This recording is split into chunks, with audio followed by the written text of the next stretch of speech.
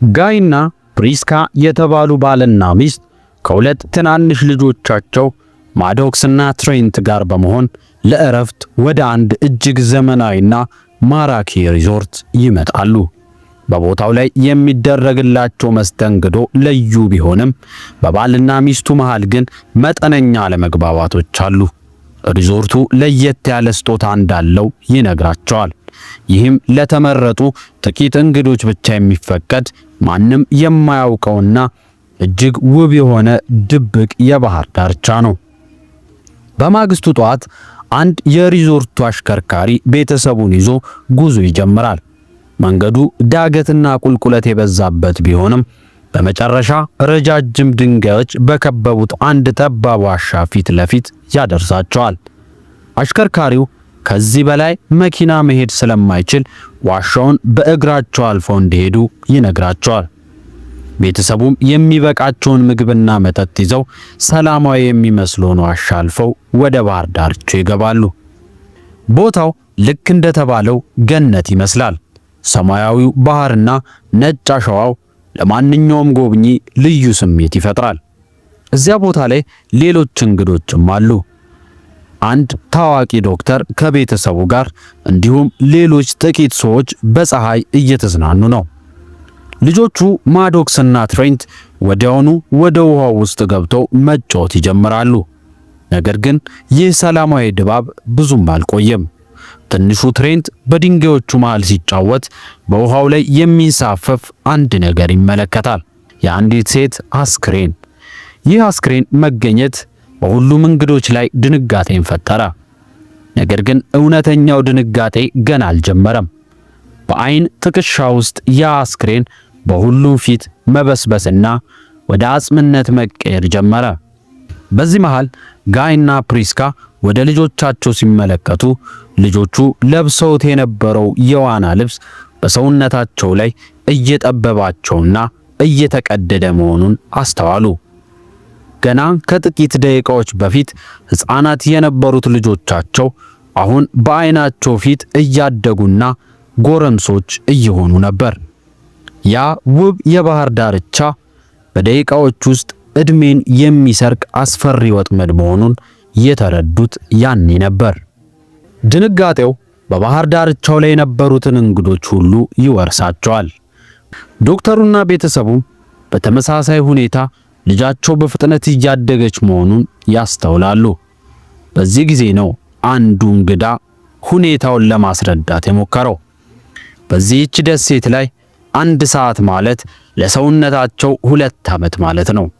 ይህም ማለት አንድ ቀን ብቻ እዚህ ከቆዩ የ50 ዓመት እርጅና ይጫጫናቸዋል ማለት ነው። በፍርሃት የተዋጡት እንግዶች የመጡበትን ጠባብ ዋሻ ተጠቅመው ለመውጣት ይሞክራሉ። ነገር ግን አንድ የማይታመን ነገር ይገጥማቸዋል። ወደ ዋሻው ውስጥ ጥቂት ሜትሮችን እንደተጓዙ በራሳቸው ላይ ከፍተኛ ውጋትና ቁርጠት ይሰማቸዋል።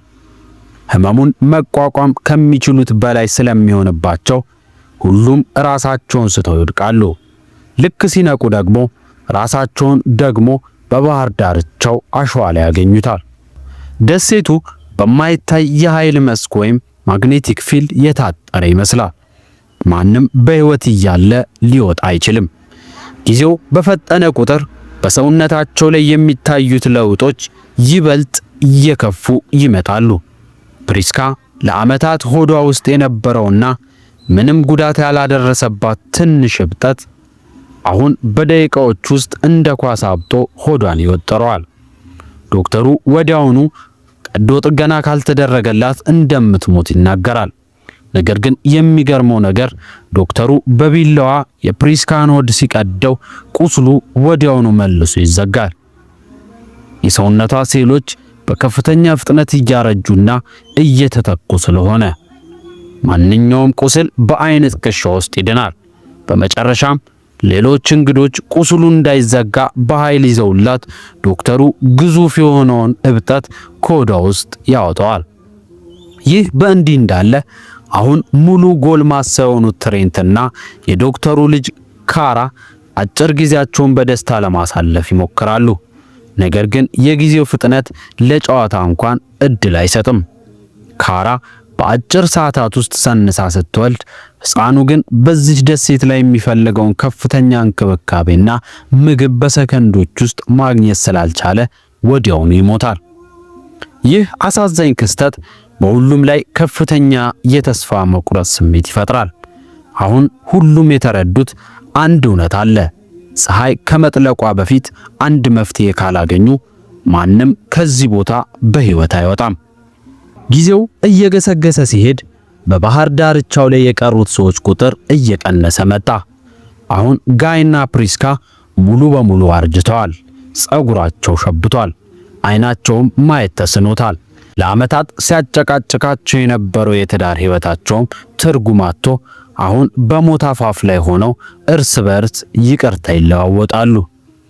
በመጨረሻም ሁለቱም እጅ ለእጅ ተያይዘው በዚያ አሸዋው ላይ ለዘላለም እንቅልፋቸውን ይተኛሉ። አሁን በሕይወት የተረፉት ልጆቻቸው ማዶክስና ትሬንት ብቻ ናቸው። እነሱም አሁን በዕድሜ ገፍተዋል።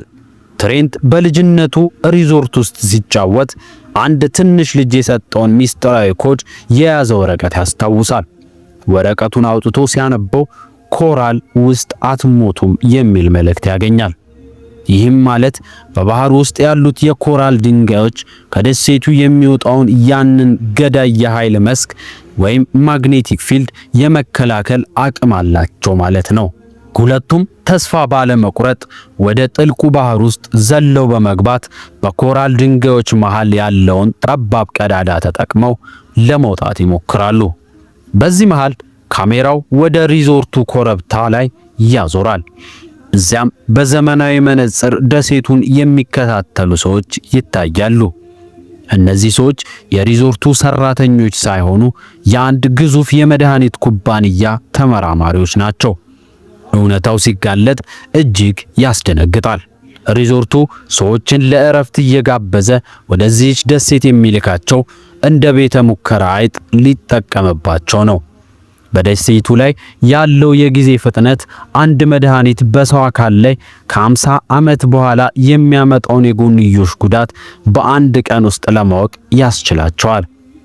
ጋይ፣ ፕሪስካና ሌሎች እንግዶች ሳያውቁት ለካንሰርና ለተለያዩ በሽታዎች መድኃኒት መሞከሪያ ሆነው ነበር። ተመራማሪዎቹ ማዶክስና ትሬንት በባህሩ ውስጥ ሰጥመው የሞቱ መስሏቸው ምርምሩን አቁመው ለመሄድ ሲዘጋጁ፣ ሁለቱ እህትና ወንድም ግን በኮራል ድንጋዮች አማካኝነት በሕይወት ተርፈው ወደ ዳርቻው ይወጣሉ። እዚያም ከሪዞርቱ ያመለጡበትን ሚስጥራዊ ማስታወሻ ለፖሊስ በማሳየት የኩባንያውን አሰቃቂ ወንጀል ለዓለም ያጋልጣሉ። ታሪኩም ጊዜ ምን ያህል ውድ እንደሆነና በአንድ ቀን ውስጥ አንድ ሙሉ ሕይወት ሊጠፋ እንደሚችል እያሳሰበን ይጠናቀቃል። ታሪኩ ከተመቻችሁ ቻናላችንን ላይክ፣ ሼር እና ሰብስክራይብ በማድረግ እንድታበረታቱን። ሰላም።